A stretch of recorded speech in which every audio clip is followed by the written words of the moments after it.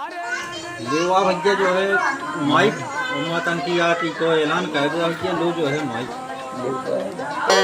तो कह दे मैं ऐलान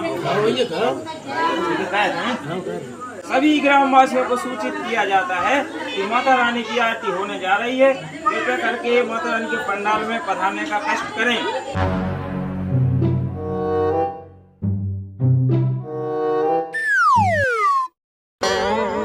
वो बात है नहीं है यार, जा गई।